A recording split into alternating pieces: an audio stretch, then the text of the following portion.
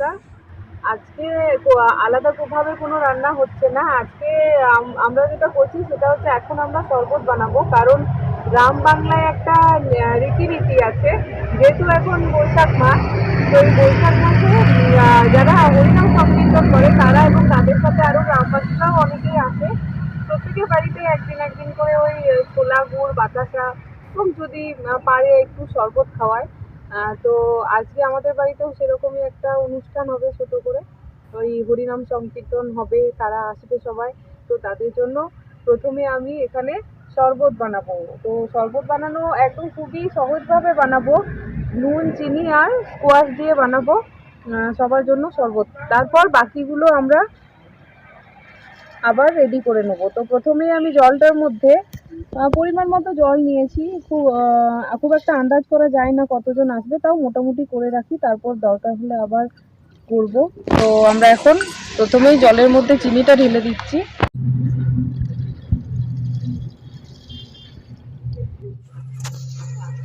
এখানে পরিমাণ মতো নুন দিয়ে দিচ্ছি। নুনটা একদম পরিমাণ মতোই দিতে হবে, খুব বেশি নয়, বাস আর দিব না।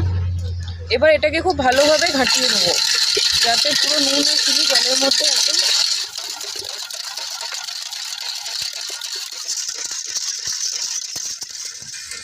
কবার করেছিলি? দুবার করেছিলি? আর তোর দিদি একবার? ও, করতে পেরেছিলি? কি করে করলি? আমটা পুরাই দিয়েছিলি? দিয়ে দিয়ে চিনি দিয়েছিলি? আর আর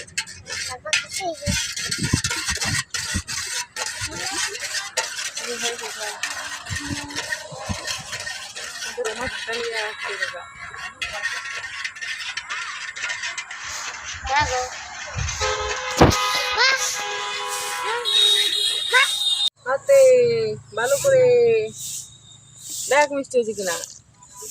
হয়েছে? দারুণ। এদিকে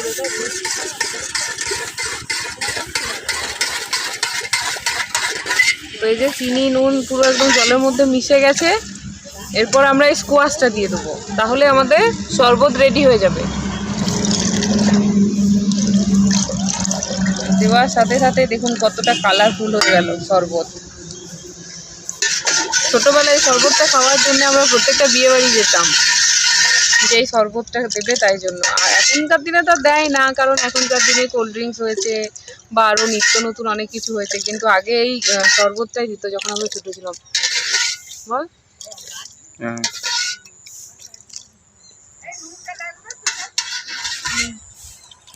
এই যে শরবত আমাদের রেডি হয়ে গেছে। এরপর লোকজন এলে সবাইকে গ্লাসে গ্লাসে ঢেলে দেবো। আর শসাটা কাটছে হচ্ছে রোমা রানী।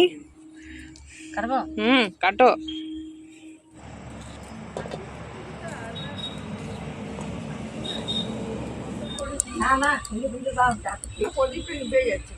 হাওয়া দিচ্ছি যে দুধ দিয়ে ভিতরে গেলে যাওয়া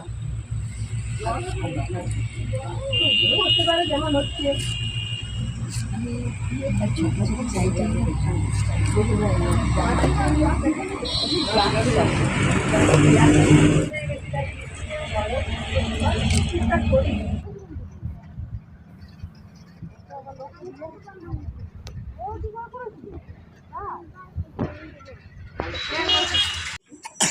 এটা কি ধরনের চশমা হয়েছে তোর? হ্যাঁ, দেখ কেমন লাগছে দেখতে। চারিদিকটায় অন্ধকার নেমে এসছে।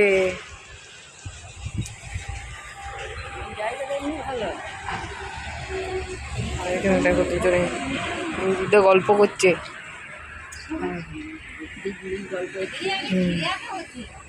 তাহলে